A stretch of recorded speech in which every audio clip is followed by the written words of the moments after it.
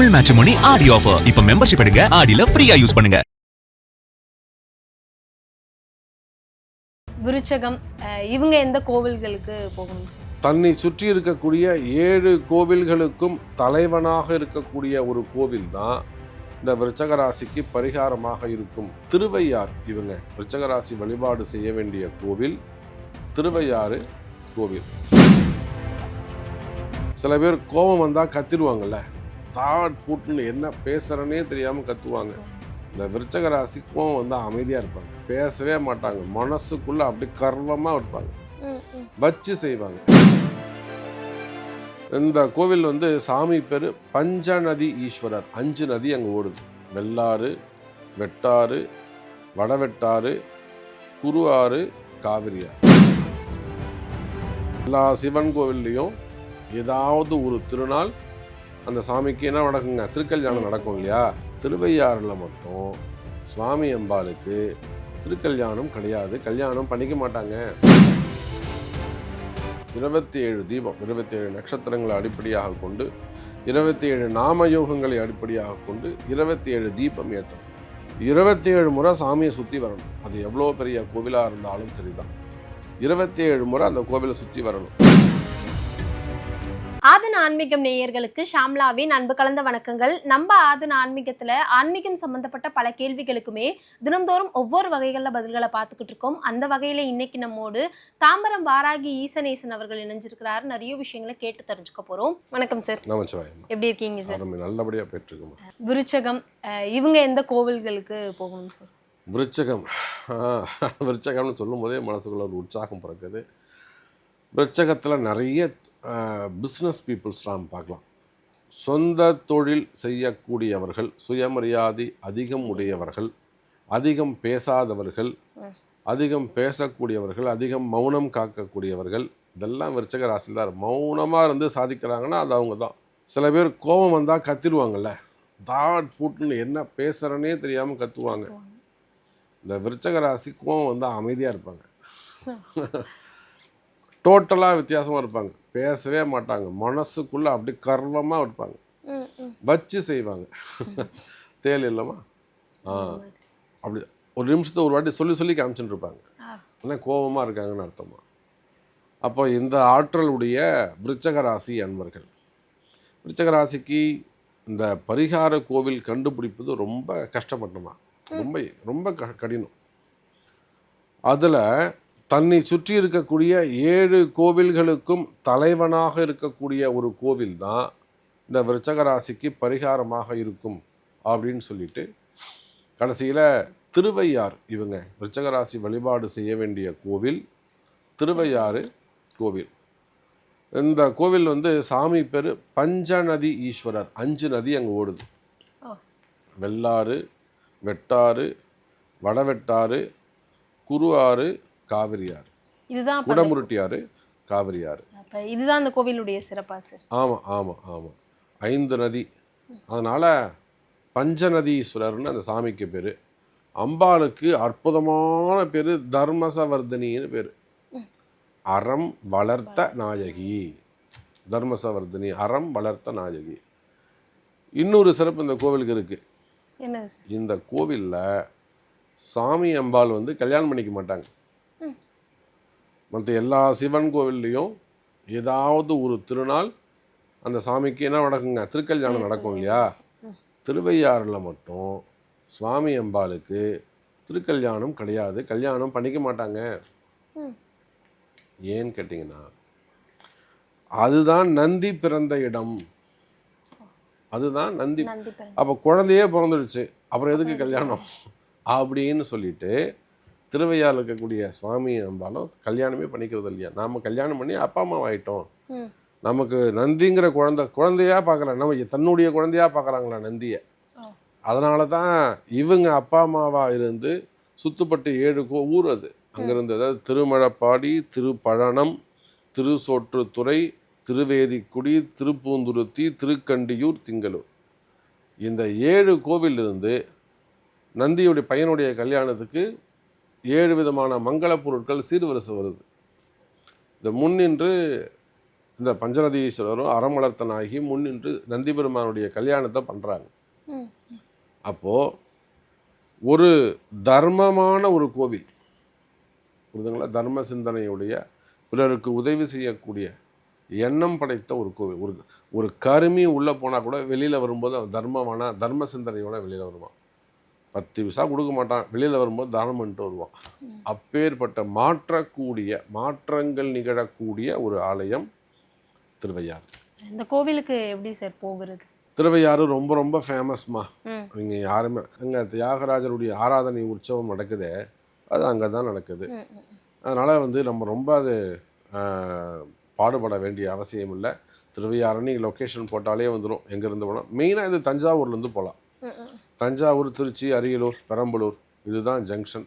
So இங்கேருந்து Thiruvaiyaru cut பண்ணி ஈஸியாக உள்ளே வந்துடலாம். திருவையாறு டவுனில் மெயின்லி அந்த கோவில் இருக்குது. திருவையாறு கோவிலுக்கு தான் அவங்க போகணுமா.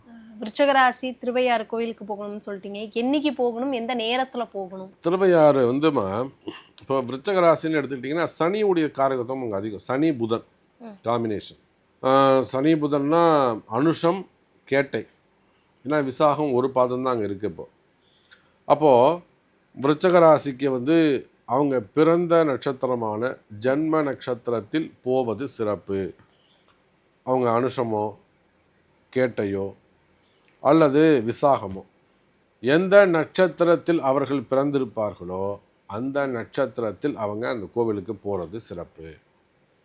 சப்போஸ் அன்றைக்கி ஒரு கால சூழ்நிலை அன்றைக்கி போக முடியல அப்படின்னா அந்த விருச்சகராசி அன்பர்கள் எந்த கிழமையில் பிறந்தார்களோ பிறந்த கிழமையில் செல்வது ரொம்ப அதிர்ஷ்டத்தை கொடுக்கும். ஃபஸ்ட்டு அவங்களுடைய ஸ்டார், பர்த் ஸ்டார், அப்படி அது ஆப்ஷன் தான். அந்த பர்த் ஸ்டார் தான் வேல்யூவாக இருக்கும், 100% வேல்யூவாக இருக்கும். அந்த வேல்யூவில் போக முடியல அப்படின்னா நெக்ஸ்ட் ஆப்ஷன் அவங்க பர்த்து அந்த டே என்ன வருதோ அந்த டேயில் அவங்க போகலாம். அதுவும் போக முடியலைன்னா அந்த ராசிக்குரிய கிழமை செவ்வாய், இது 3வது ஆப்ஷன் தான், கடைசி தான் இது. ஃபஸ்ட்டு 2 தான் அவங்க செய்யணும். ஃபஸ்ட்டு நட்சத்திரத்தில் போகிறது தான் அவங்க சிறப்பு. ஏன்னா இருந்து எப்படியும் நீங்கள் அந்த கோவிலுக்கு போய் கிட்டேருந்து சாமியை பூஜை பண்ணிட்டு வரேன்னா ஒரு 10,000 ரூபாய் இல்லாமல் நடக்காது. அப்போ இவ்வளோ தூரம் செலவு பண்ணிட்டு போகும்போது கரெக்டான நல்ல நாள் பார்த்து நல்ல நேரம் பார்த்து அவங்க பிறந்த நட்சத்திரத்தில் சென்று 3 மணி நேரம் இருந்துட்டு வர்றது தான் சிறப்பு. அப்படி தான் செய்யணும். அது கொஞ்சம் கஷ்டப்படணும், கஷ்டப்பட்டால் தான் பலன் கிடைக்கும். நல்லது. கோயிலுக்கு போகணும்னு சொல்லிட்டீங்க சார், அங்கே போய் அவங்க என்ன மாதிரியான விஷயங்களை பண்ணணும் சார்? பரிகாரம். பரிகார கோவில் சொல்லிட்டோம், என்னைக்கு போகணும்னு சொல்லிட்டோம். அங்கே போய் என்ன பண்ணணும் அப்படின்னா, முடிஞ்சால் அங்கே இருக்கக்கூடிய மூலவருக்கு ஒரு அபிஷேகம் செய்யணும். ஒரு பால் அபிஷேகம் கூட செய்யலாம். மகா அபிஷேகம்னா எல்லாமே சேர்ந்தது. அரிசி பொடி, மாப்பொடி, அது மாதிரி மஞ்சள் பொடி, பால், தயிர், இளநீர், பஞ்சாமிர்தம், தேன், பன்னீர், அந்த மாதிரிலாம் மகா அபிஷேகம். அது மினிமம் ஒரு பால் அபிஷேகம் செய்யலாம். முடிஞ்சால் ஒரு அபிஷேகம் பண்ணுங்க. அபிஷேகம் பண்ணிவிட்டு, அபிஷேகம் பண்ண முடியலையா தப்பு கிடையாது, சாமிக்கு ஒரு வாசனை புஷ்பம், வாசனை சிவபெருமானுக்கு எது ரொம்ப வசதியானதுன்னா வில்வம் தான் அவருக்கு. அதுதான் வாசனை புஷ்பம், வேறு எதுவும் அவருக்கு தேவையில்லை. முருகராக இருந்தால் அரளிப்பூ வாங்கி போடுங்க.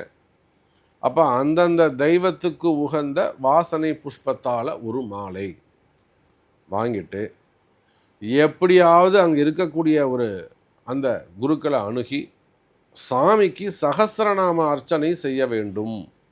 இதுதாம்மா பரிகாரம்.